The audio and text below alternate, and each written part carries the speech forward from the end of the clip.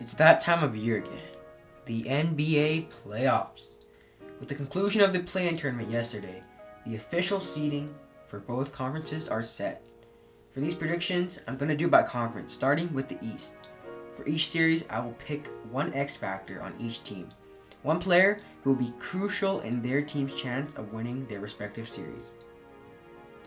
With a win yesterday versus the Indiana Pacers, the Wizards moved into the 8th spot to face the Philadelphia 76ers. I personally have this series going to 6 games. Off of Bradley Beal and Russell Westbrook having some good games alone, the Wizards will be able to snatch a game or two from the first-seeded 76ers. Although it may be a 6-game series, I feel like the Sixers will be able to comfortably take care of business, even though they may have to play an extra game or two to do so. On the 76ers, the X factor has to be Matisse Thybulle. With the Wizards' best players both being guards, Thybulle will have to step up and provide some much-needed defense while being serviceable on offense. For the Wizards, Daniel Gafford will be the X factor. Obviously, the 76ers have the runner-up for MVP in Joel Embiid, who happens to play the same position as Gafford. Daniel Gafford has to be competitive on the defensive end for the Wizards to even have a chance. The Super Team Nets are set to take on the Jaylen Brownless Celtics. Gentlemen's sweep, 5 games max. Without Jaylen Brown, the Celtics just aren't the same team. The Celtics do still have Jason Tatum and Kemba Walker, both of whom could go off for 30 on any given night, which is why I'm giving them the possibility of pushing the Nets to 5. Tatum and Walker literally had 80 points combined versus the Wizards, so I wouldn't be surprised if they were to snag a game or two from the Nets. The X factor for the Nets will be DeAndre Jordan. In the excessive amount of time that he does play, he has to be at least competent at protecting the rim. For the Celtics, I'm going with Kemba Walker. If Walker plays like how he did in Charlotte, the series could go more than 5 games.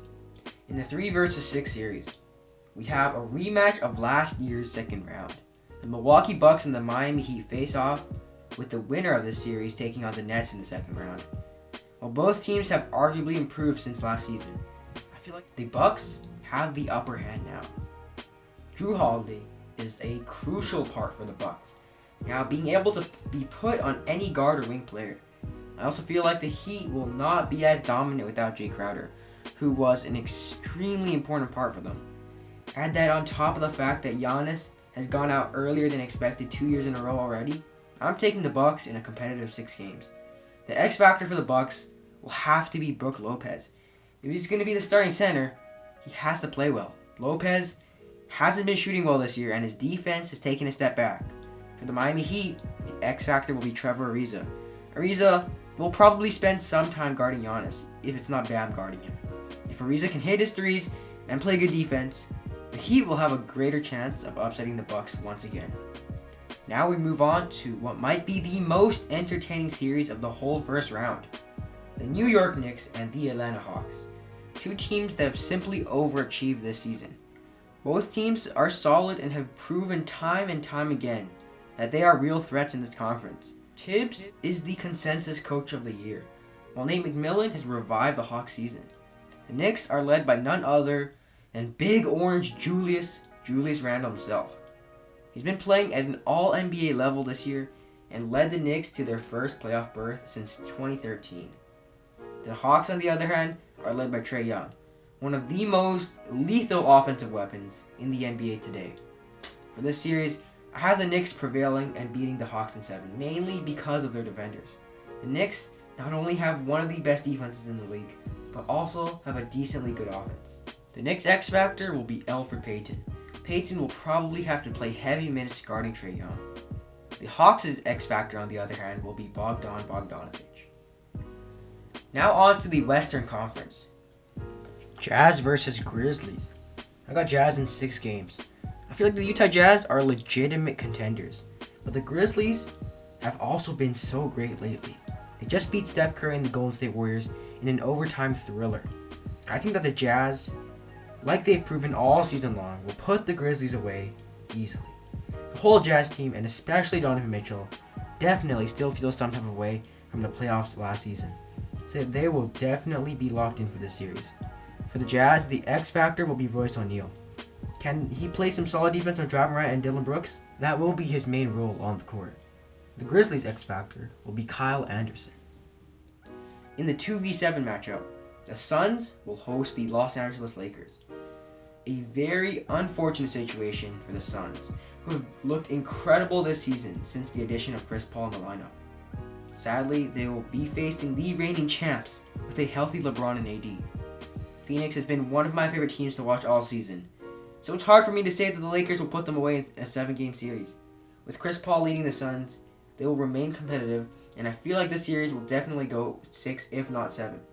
The X factor on the Lakers will be Andre Drummond.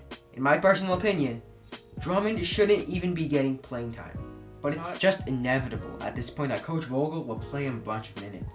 So it will be interesting to see how Andre Drummond stacks up defensively, especially during the pick and roll. For the Suns, the X factor has to be Mikal Bridges. Bridges will be signed to guard LeBron, so we'll see how that goes. In the 3v6 matchup, the NBA MVP and the Denver Nuggets will take on the Portland Trail Blazers. Now, the Nuggets without Jamal Murray aren't as deadly compared to when he's fully healthy.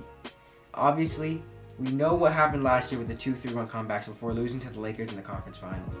On the other hand, the Blazers are red hot going into the playoffs, winning 10 of their last 12 games. With Norman Powell and Yusuf Nurkic in the starting lineup, the Blazers have the best offense in the NBA. And while they are bad on defense, they've improved significantly since Nurkic returning from injury. For this series, I'm taking the Portland Trail Blazers in 7 games. Though it will be pretty insane to see the MVP go out in the first round, I feel like the Blazers have the upper hand. Nurkic is one of the best defenders to put on Jokic. Not to mention that the Nuggets, in return, do not have good guard defenders. Facu Campazzo and Austin Rivers will not be enough to stop a top 3 backcourt in the league in Dame and CJ. With that being said, the X factor for the Nuggets will definitely be Campazzo, as he will be the primary defender on Damian Lillard. The Blazers' X factor will be Carmelo Anthony. It'll be interesting to see how he performs versus the whole team. Next up, the Los Angeles Clippers will play the Dallas Mavericks. Another first round rematch. Both teams have stayed relatively the same since last year's playoffs. However, I predict that this year, the Clippers will steamroll the Dallas Mavericks. They just have a different mindset and won't be taking any games lightly this year. Luka, as incredible as he is, will not be enough to match Kawhi and PG's production. And Kristaps Porzingis, being the most inconsistent player in the league right now, is simply adding to the Clippers' chances to win. The Mavericks will put up a competitive fight, but in my opinion, won't take more than 1 game. The X factor for the Clips is Patrick Beverley. I assume the Clippers will try to defend Luka with Paul George and Kawhi, but Ty Lue will definitely put Pat Bev on him a whole bunch. Obviously, he is a competitive defender, albeit not the best one. For the Mavs, it's going to be Porzingis. I know the X factor usually means a role player, but Porzingis has to be consistently good for the Mavs to even stand a chance.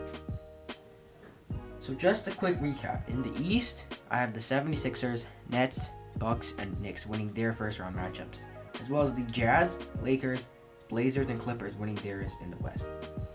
The playoffs are so unpredictable and dependent on how the star players perform. I'll admit that I do have some biases towards some teams, so I could be totally wrong for some of these series. As always, make sure to like and subscribe, as it is always appreciated and takes less than 5 seconds of your time. Other than that, just sit back, relax, and watch some playoff basketball. Let me know in the comment section below your favorite NBA team and your thoughts on their first round series. But that is it for this video. See you guys in the next one. Peace.